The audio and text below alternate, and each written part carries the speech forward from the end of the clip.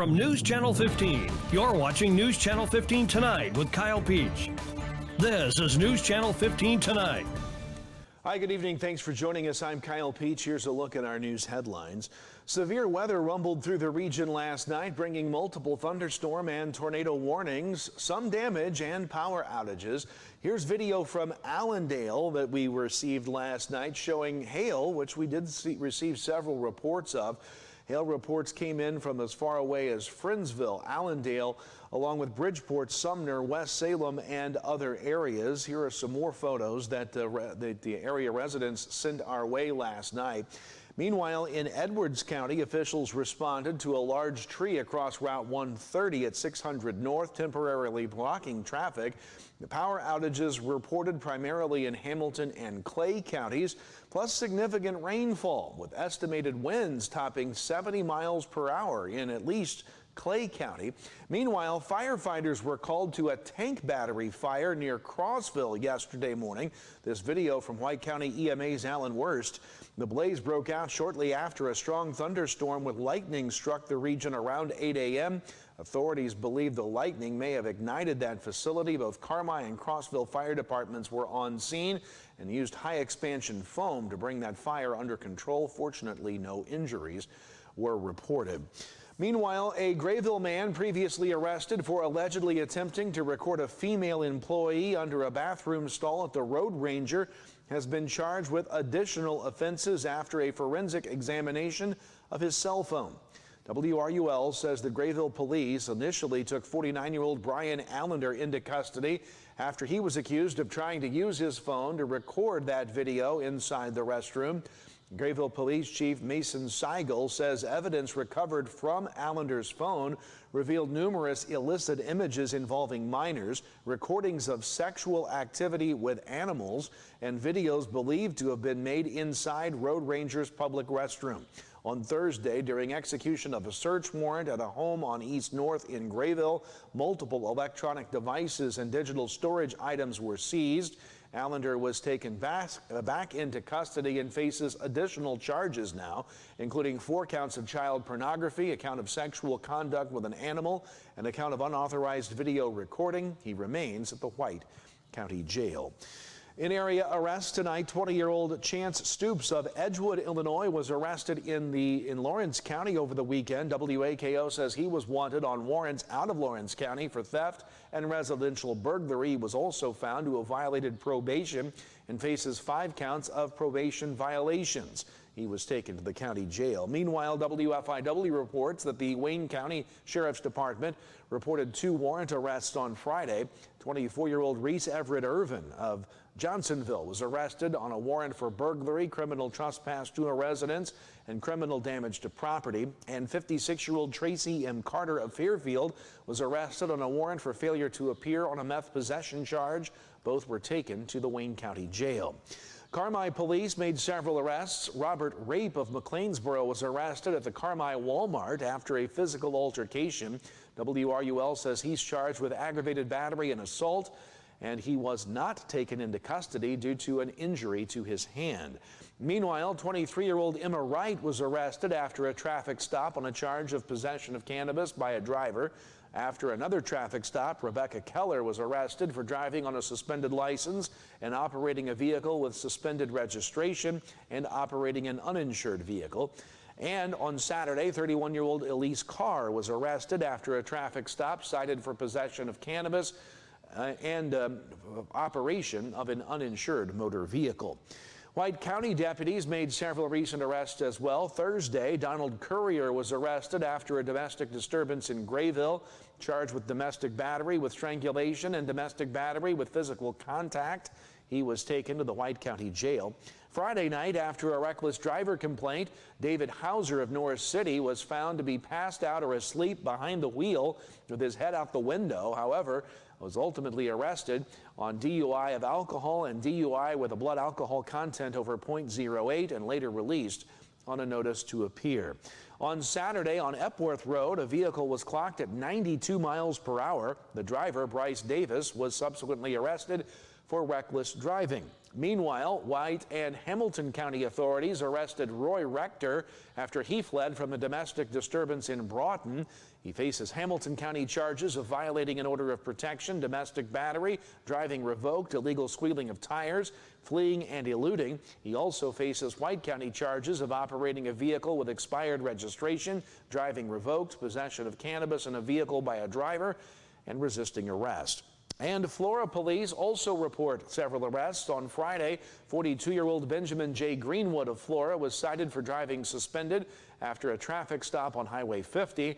And Saturday, 37-year-old Cody A. Turner of Clay City was arrested for possession of stolen plates and driving revoked. After a traffic stop, he was also cited for improper lane usage.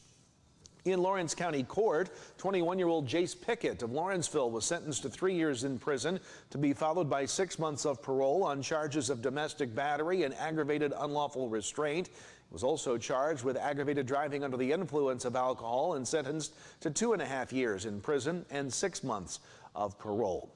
47-year-old Derek Scott of Lawrenceville was sentenced to 3 years in prison to be followed by up to 6 months of parole after violating probation on an aggravated battery charge. From White County Court on Monday, 34-year-old Danny Desper was sentenced after pleading guilty to a charge of battery stemming from a March 1st incident. He was given 2 years conditional discharge in order to have no contact with the victim. 23-year-old McGuire Aschenbrenner of Crossville made a first appearance Monday on charges of being a felon in possession of a weapon and reckless discharge of a firearm. He was denied pretrial release. WRUL also reporting that 31-year-old Christopher Wilton of Grayville was in court Monday after being arrested Sunday for domestic battery. He was granted pretrial release, arraignment set there for June 1st. And 46-year-old David Jolly of Norris City admitted to violating probation on a conviction of receiving a stolen vehicle. Resentencing in that case will now be July 6th. In Clay County Court, 41-year-old Matthew R. Brown of Flora was sentenced Monday to 7 years in state prison on a theft charge. WNOI says the incident dates back to last May. He'll also serve 6 months of parole following the prison sentence. Plans for the new Comfort Inn and Suites hotel west of Fairfield have been scaled down. The project now is expected to feature 50 rooms instead of 70. WFIW reports Fairfield Mayor Gary Moore on Monday says he anticipates construction could begin as soon as this summer. And despite the reduction in size, the developer still intends to include a sit-down restaurant alongside the hotel. The project is developed by Sam Ramadan of O'Fallon together with a group of investors. Mayor Moore says downsizing will reduce the cost from $11 million to $8 million. The hotel will be constructed on roughly 8 acres of city property designated for the development. The site located off of Williamson Drive just east of the Chavez Cantina and Grill. Financing has been secured through a loan from the U.S. Department of Agriculture. Lawrence County senior citizens officials have announced that both the Lawrenceville and St. Francisville centers will reopen for regular hours Tuesdays starting in May. Both locations closed on Tuesday several months ago due to financial concerns. The centers will no longer be delivering frozen meals on Mondays, but will return to deliver hot meals on Tuesdays. Bridgeport and Sumner home delivery routes will also get hot meals Tuesdays instead of a frozen meal on Monday. Lawrence County seniors invited to stop by the centers for lunches. They're open now Monday through Friday. You can also find a list of activities at each site. City of Albion and Sunrise Sanitation have announced the spring citywide cleanup will take place Thursday. It's available for Albion residents within city limits. Residents asked to place all items neatly at the curb no later than Wednesday night. Sunrise reminds participants to review restrictions on what can and cannot be collected. Not accepted items include such things as yard waste, concrete, construction debris, tires, siding, shingles, lumber, outside furniture, fencing, paint, car parts, electronics, batteries, items containing freon, hazardous materials, chemicals, large appliances, and large furniture. If you follow those guidelines, Sunrise officials say it will help ensure a smooth and efficient cleanup process. You can contact Albion City Hall for for more. And finally, state officials have announced that following weather delays, all eastbound lanes of Interstate 64 over the Wabash River near Grayville will finally be closed at 7 o'clock Wednesday night due to a bridge inspection and minor maintenance work. A marked detour is posted, which is expected now to last into the early morning hours Thursday. Westbound traffic on the interstate is not impacted. If you plan to travel Wednesday night into Thursday, be prepared to seek an alternate route. We've got to look at your forecast straight ahead. That's as News Channel 15 Tonight continues. Stay with us. Spring is a great time for Jeeps. Lease a Jeep Grand Cherokee L for only $539 a month, or a 2026 Jeep Wrangler. Lease for only $330 a month. Fresh pricing is waiting for you at SteveFaulknerAutomotive.com. New season, new ride. Steve Faulkner Automotive has F-150s with 3.9% financing for 84 months. Or lease a new Maverick for as low as $388 a month. Go to SteveFaulknerAutomotive.com. When it comes to running a business, every decision counts, just like every play on the field. At the First National Bank, we help you step up to the plate with confidence. If you need a line of credit for operating expenses, equipment financing, commercial real estate loans, or even oil production loans, we're here to back your next big move. Stop by and talk with our team today, because at the First National Bank, your business is a home run for our community. Equal housing lender, member FDIC.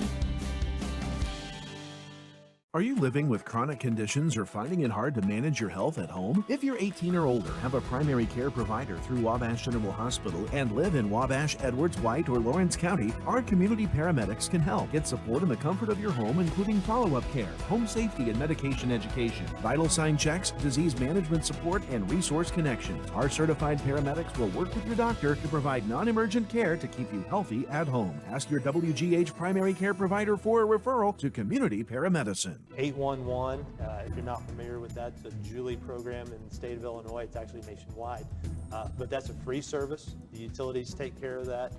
Customer wanting to dig or plant flowers or fence posts or something like that, call that service. Give us 2 business days. That's the law, 2 business days notice. We'll come out and we'll locate all the underground utilities in your area and make sure that you know where you're able to dig and you can dig safely, and we're protected and you're protected that way. Welcome back. Time to talk weather. This weather guy's exhausted after last night's storm. 71 degrees was our high today, 60 the low this morning. All the rain yesterday brought us 1.61 inches of rain here in our gauge at our Wabash Valley College studios, bringing the temperatures more back to seasonal type conditions. Also, the river's going to be impacted. The Wabash River at Mount Carmel will rise above flood stage to 22.5 feet by next Tuesday. The Little Wabash at Carmi will stay below flood stage. The Little Wabash at Clay City up to 21.2 on Thursday. The Skillet Fork is not going to be at flood stage, and the Imbra at Lawrenceville will go to about 3 feet above flood stage by Thursday. So rivers are on the rise. Here's a look at the forecast map that will bring some shower and thunderstorm activity our way overnight. You'll see that will end generally about 7 a.m. tomorrow morning, and then we'll quickly clear the clouds out and should see some sun late in the afternoon. Clear skies overnight, and then we dry out for the rest of the week. Can't rule out a strong storm tonight, although much less likely than what we saw last night across the area. Could bring another ½ inch of rain or so with this new round of storms tonight and overnight, which would bring us up to around 2 inches or more in total rain accumulation for the week. Overnight tonight, those showers and thunderstorms will redevelop. The overnight lows will be in the low to mid 50s across the region. On your Wednesday, the showers end just shortly after daybreak. We'll begin to clear those skies out. Highs will top out in the low to mid 60s. It could be a little breezy for your Wednesday. On Wednesday night into Thursday morning, some cold air moving in, clear skies, lows dipping down into the low 40s. And we'll stay in the mid-60s for Thursday with plenty of sunshine across the area. A cool snap coming, though, for the end of the week. Showers and storms tonight. Some strong can't be ruled out. 56 will be the low. Rain ends by daybreak on Wednesday. 7 a.m. we'll say to be safe. Clouds in the morning giving way to sun, 67. Down to the low 40s Wednesday night. We'll stay in the 60s, but cool to the low 60s Friday and Saturday, with lows getting down to 40 degrees Friday and Saturday night. Then warming back up with chances of showers back in the forecast early next week. That's your weather forecast, and that's our newscast for tonight. No sports because nothing played yesterday because of the storms. Thanks for watching. Kyle Peach from all of us at News Channel 15. Have a great night.